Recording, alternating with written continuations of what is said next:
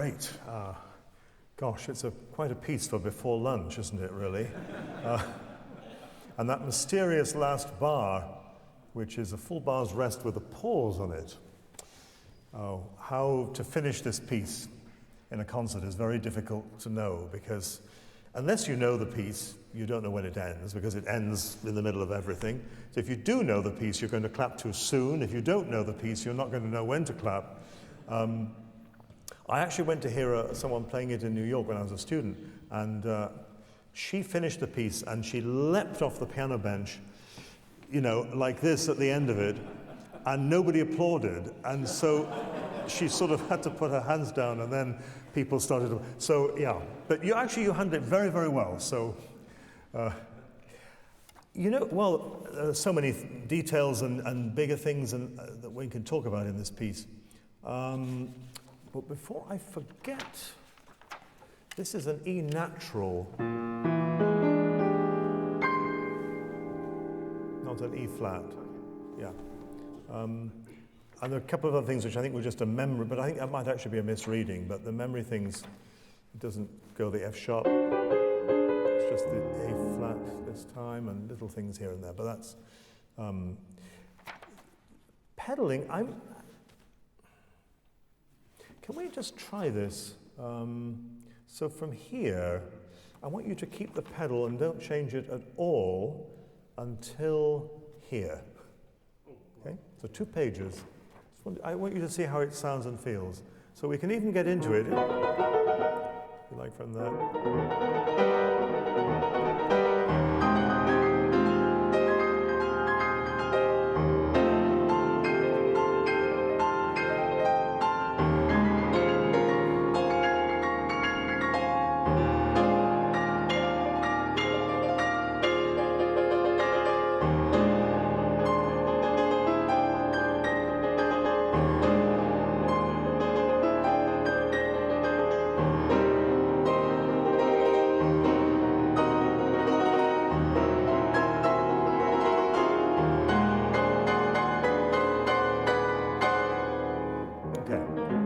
Sounds good, doesn't it? Yeah. Actually. Partly because you've got this constant E flat coming through, because, you know, that is giving us the ground. And actually what the pedaling does for us is it enables us to build up a constant crescendo of sound, because almost every time you play another note, it's getting more and more resonance. And every time you pedal, change the pedal, you lose all that resonance and you have to start all over again. It's like leaving interest in the bank. You know, it builds on the interest, on the interest, on the interest, but if you keep taking it out, you're back to the beginning. So I mean, you might, but I don't think you need to, but you can always modify it slightly, but the basic principle, I think, should be that. Right from there, right till you get to the presto here. And make sure also you give us a good, and give enough time. I actually like to think of these notes as on the beat. So not ba-bam, but ya. Because you'll then, what if it is, da-dim. Then you'll never be too early, and you'll never snatch it and fall off it, and you just just give it that presence, like you're conducting it, and you're conducting the grace note, not the downbeat. And I think that will help. I would say that one of the problems of this piece is that people don't play it in time. Because he's written in a lot of very interesting, subtle time changes, time signature changes. I'm thinking of the Languido. And if you just do kind of whatever, but actually 1, 2, 3, 4, 5, 4, 5, 1, 2, 3, 4, 1, 2, 3, 4, 5, 6, 1.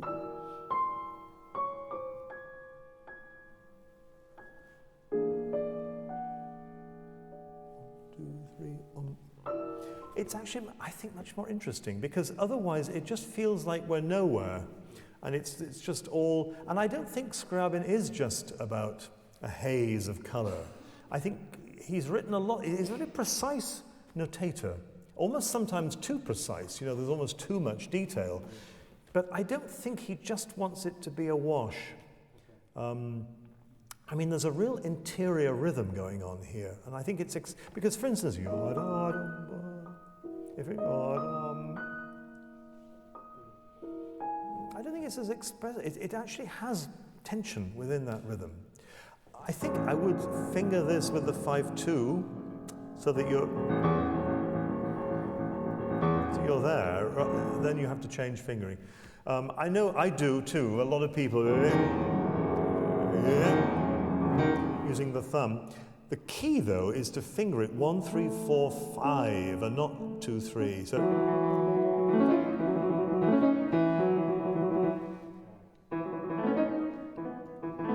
1, 3, 5. Yeah. So your second finger can trill, and your third is already in place.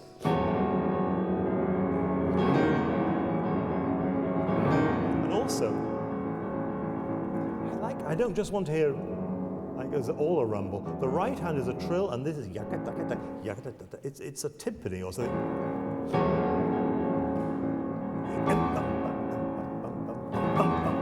It's much closer to Stravinsky than it is to Debussy, actually. And I'd like to hear a little articulation of that, actually. But then sotto voce, like whispering under the voice.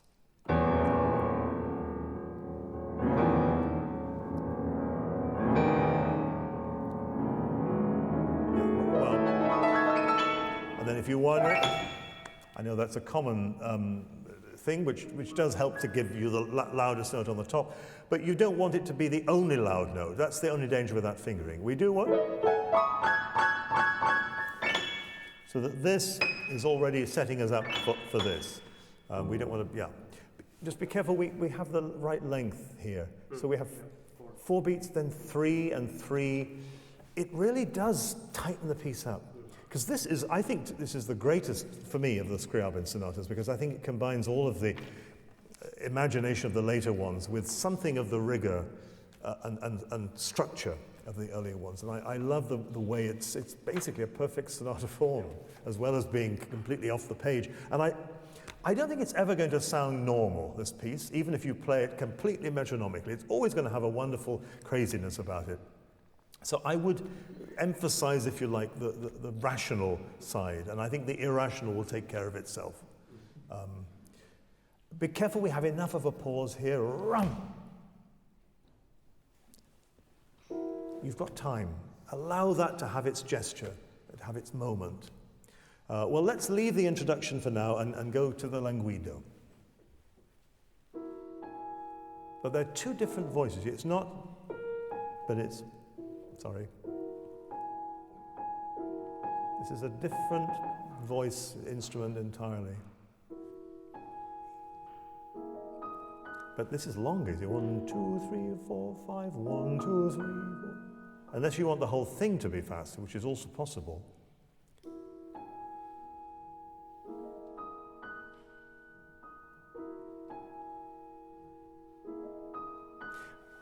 I'm the hugest fan. I'm the chairman of the fan club of breaking between the left and the right hand, but I don't think that moment is the moment to do it. I think this is quite orchestral, really. You know, it's 3 clarinets or something, and then whatever, and then a flute or a piccolo. Piccolo probably better because it can play lower there. But see, this is we hear this harmony now for the first time, and you know, when he was writing this, that wasn't an everyday harmony, and he gives you 5 beats to hear it. So don't short changes. Let's really hear that before, and I think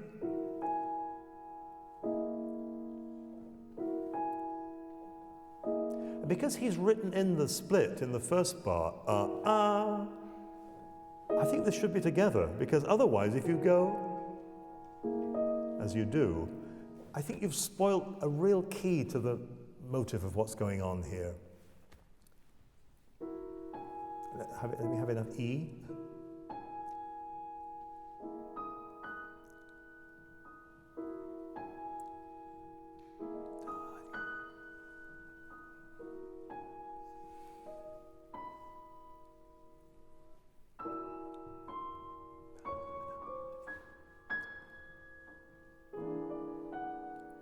Yeah, it's better.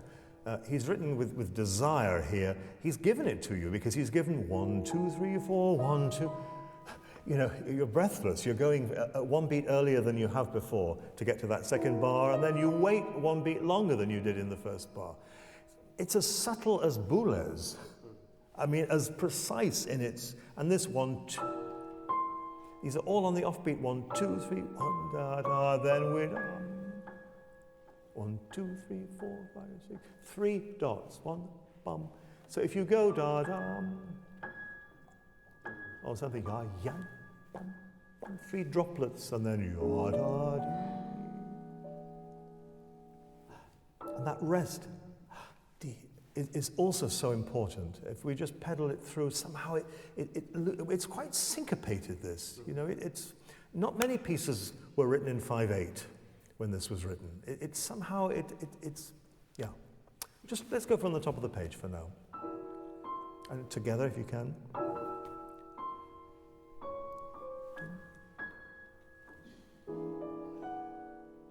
And if you can find 2 different colors for this, so.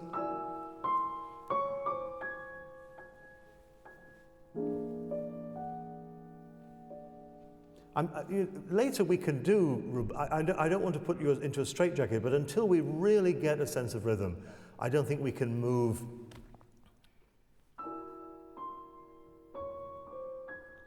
What is 1, 2, 3, dum, ba, dum. 1, 2, 3, 4, 5, 6, 1. Yeah.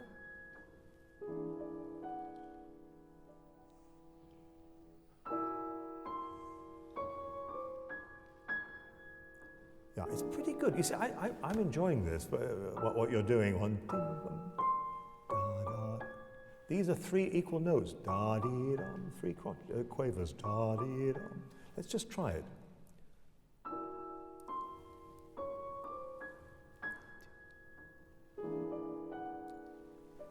It's rocking. Bum, 2, 4, 5, 1, dun, tee, bum.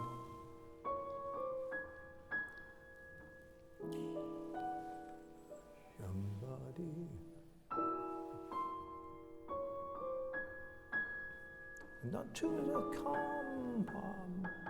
calm, rhythmically.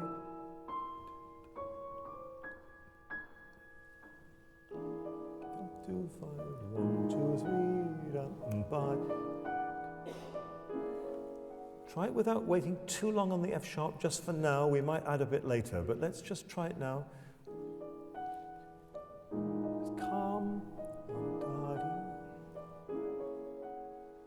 You see, if you do wait too long and it sounds like a 6, it's kind of boring. You know, the 5 makes it uneasy. It's like the ground is slightly moving under your feet. Yeah. Poco crescendo.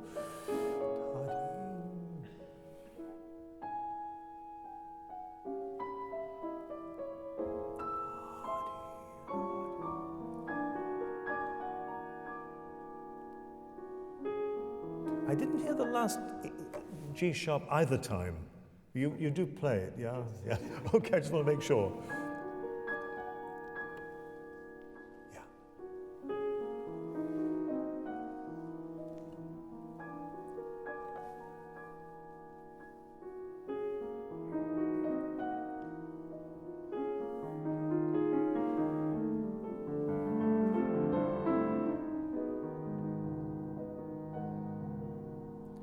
Yeah, and it's setting us up also for the next section, which has to be rhythmical if we're going to play it at all. So I think already you see with this,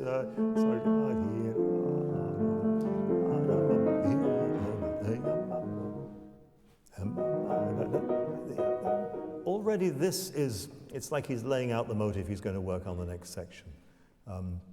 So I actually like to start thinning out my pedal a little bit so that by this bar, it's not kind of not clear. It's already, and then we can go on with that section.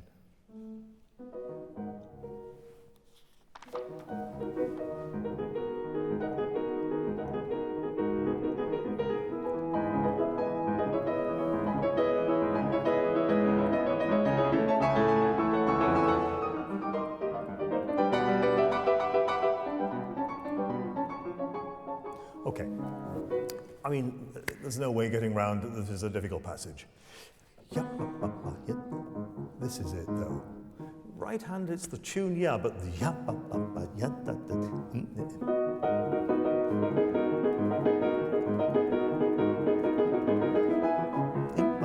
if you have that, sorry, I haven't played this piece for years now, but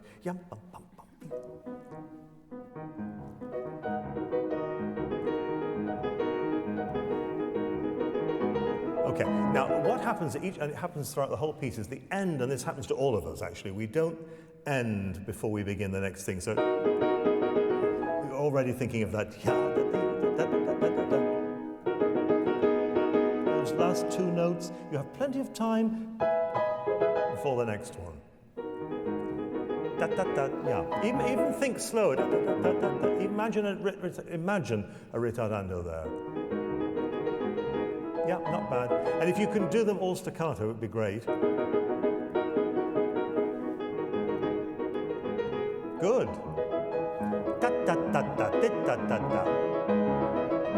Ah, there's another one. Yep.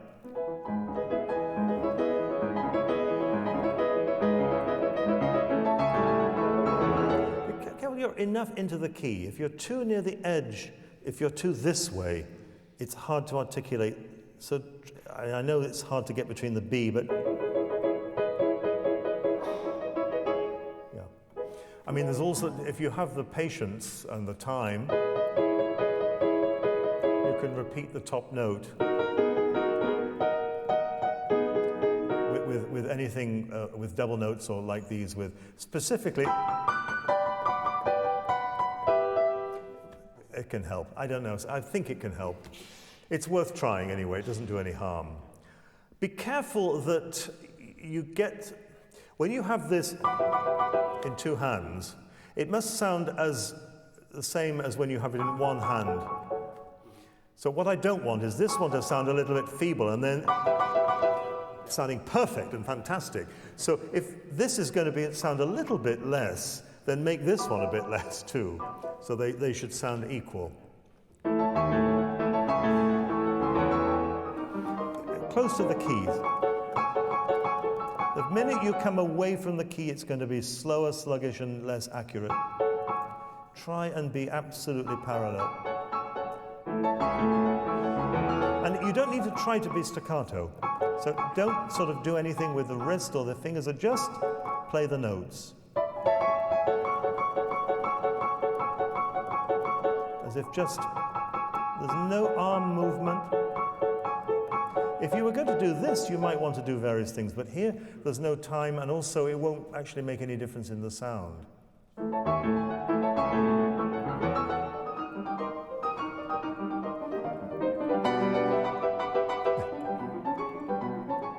I like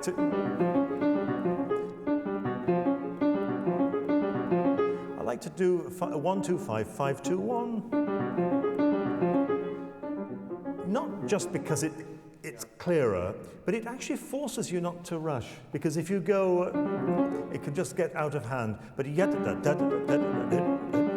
just think of those two separate units.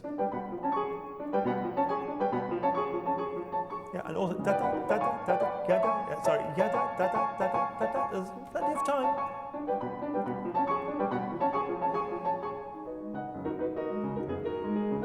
Good.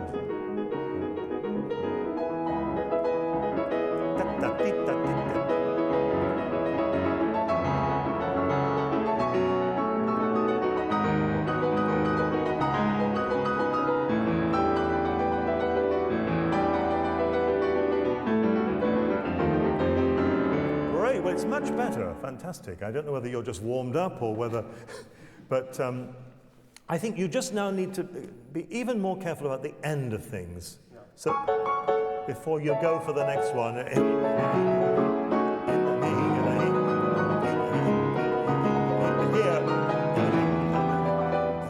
I would do that again on the beat, as if, imagine, not da-dum, as if it's before, but yada. You've got lots of time.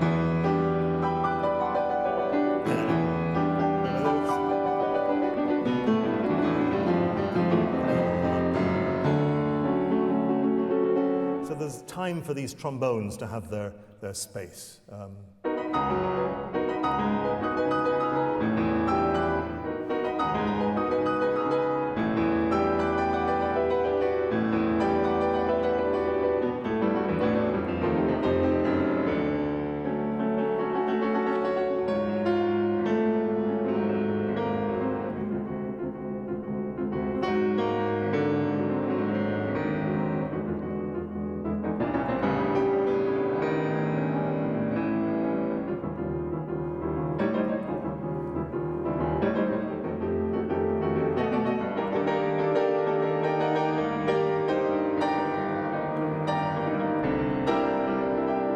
Same there. On the beat with the C. Yeah.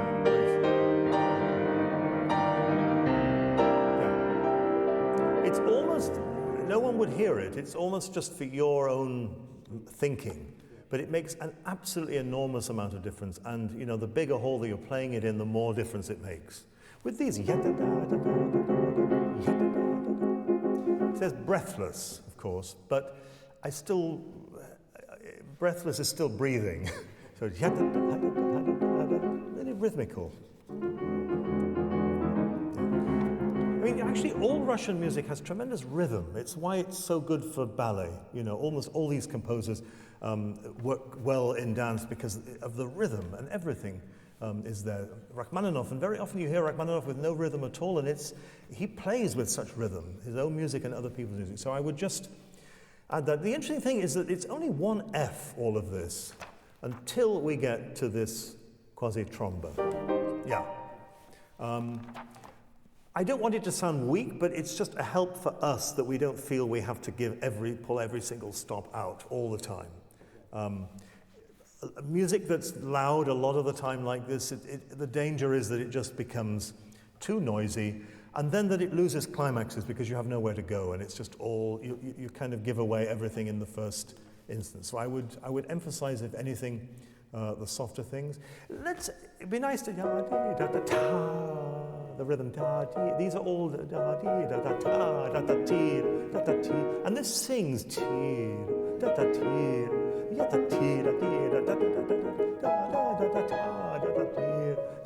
so these lines again, almost like we were talking about with the mompo or the bowen for that matter, these lines over the notes, it's not so much an accent but like a little vibrato or something, or a longer, deeper bow. So can we just try the beginning of the best?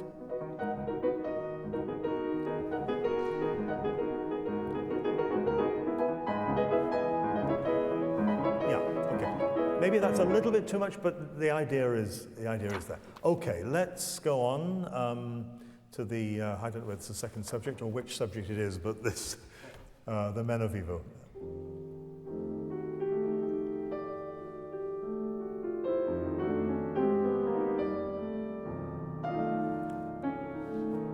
Now, I'm puzzled. I do exactly what you do, but why the thumb on the next note? Because the hand has to go up to play the thumb, so actually you're getting in your way. If you play 2-5,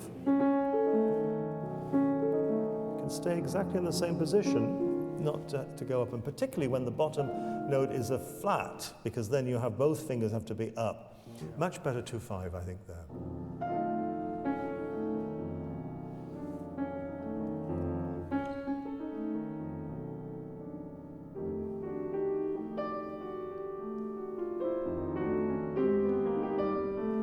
I like to finger it to do this with the left hand. 3-2 and then a thumb, so you're in position for the chord. This is very awkward for all sorts of reasons, partly because the thumb's on the black note and it has to reach up, but also it's an impossible to stretch kind of chord, and to play pianissimo. So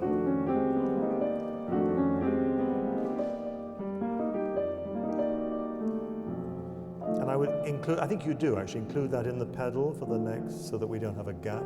And then always bass. I mean, Scriabin's whole later harmonic language is dependent upon having a underneath. And then you can do anything as long as you've, actually Messiaen's harmony too, as long as you have that dominant seventh, you're free to have all sorts of harmony. But if you lose that, you lose everything that makes the harmony make sense. So here, it's very important that we always have the bass line. Now, when you get to the melody, I'd almost like to call it a Horowitz cantabile. I think it needs that kind of gloss to it, you know, that it shines through the texture, however soft, so that it's nothing like this. This is very pastel, and then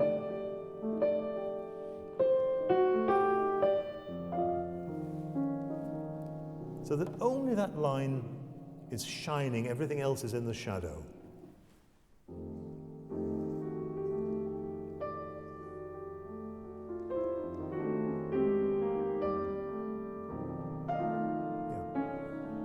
Maybe that's a little horn there that we can bring out like you do, but then shadow again, and then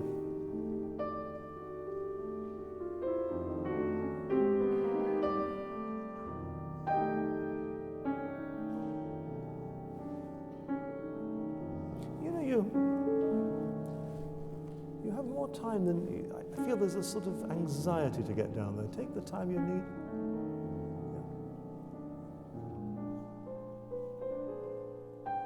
And if you like, you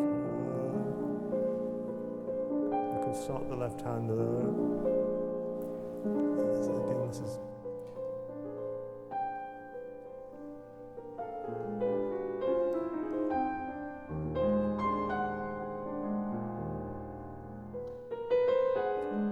Try keeping the pedal, I think.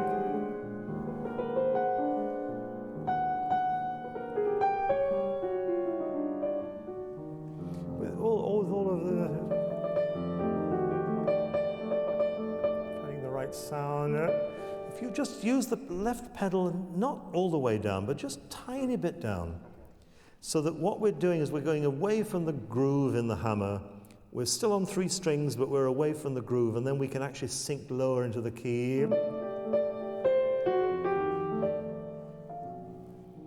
It doesn't have to be all loud, but it has to be all prima donna.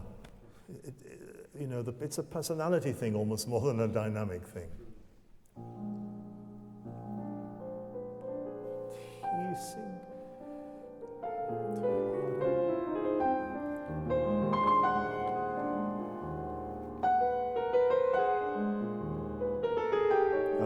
Now this is shadow.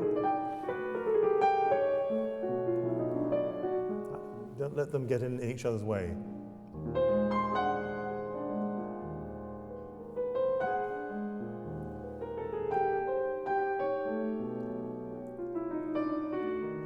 Okay, now, I mean, I'm being really fussy because you're good, but I don't want the sound of the shadowy notes to be sketchy. They have to be to the bottom of the key. Yeah, better. Not a loud C, I don't think.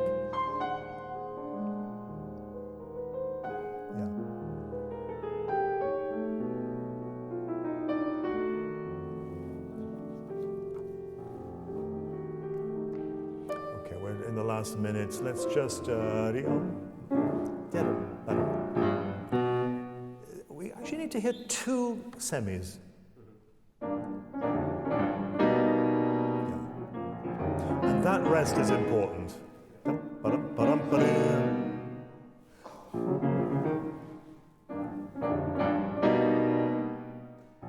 But what you do is prepare to play the next thing.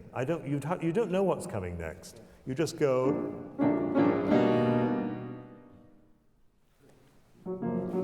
Not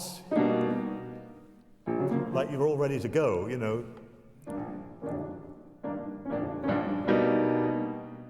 Perfect.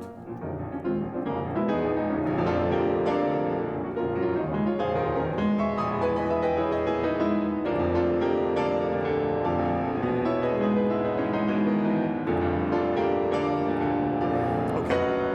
I think this can be 1 notch slower. And here, I like to...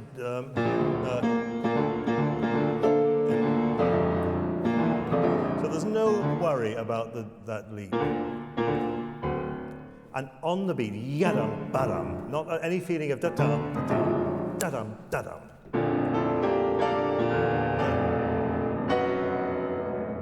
Okay,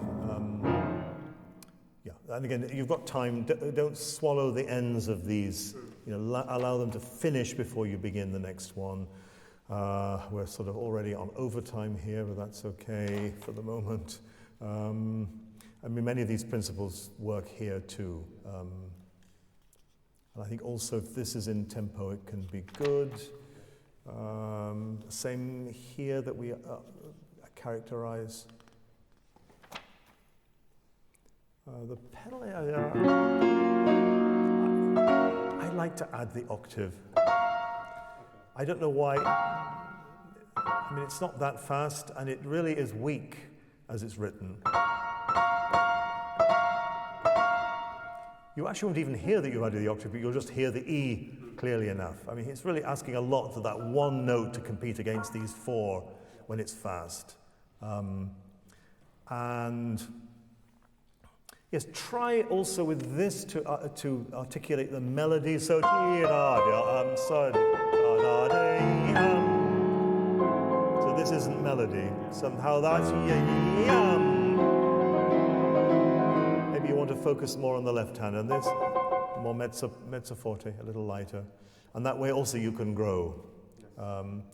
Here, try for me one pedal from here to the through these 4 bars. I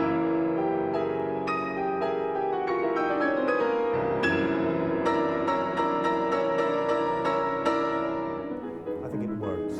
Yeah, and that rest has to be a real breath or air. And again, this note, so you actually da, da, da, da, da, da, and this is an after downbeat. Okay, and then this is all repeated. We've spoken about the pedaling there.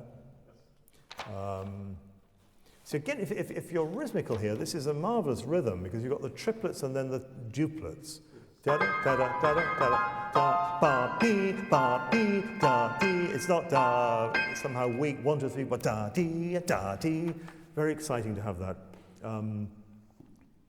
Yeah, and again, just you have time.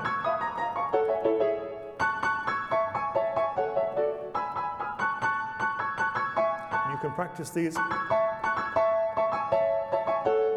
So you practice 2 notes and the next one, and then 2 notes and the next one. So you're practicing the actual gap rather than this. I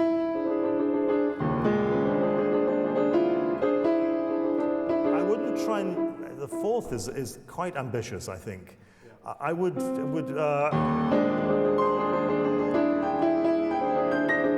thumb is quite good, or 3 maybe, but 4 is I think is a bit risky. Would you add an octave there? I wouldn't. Well, I wouldn't actually. I think people sometimes no. I think it's enough. It's just a horn somehow coming into the texture, and horns are never on time, so I think that's why or they're usually late, but this one's early.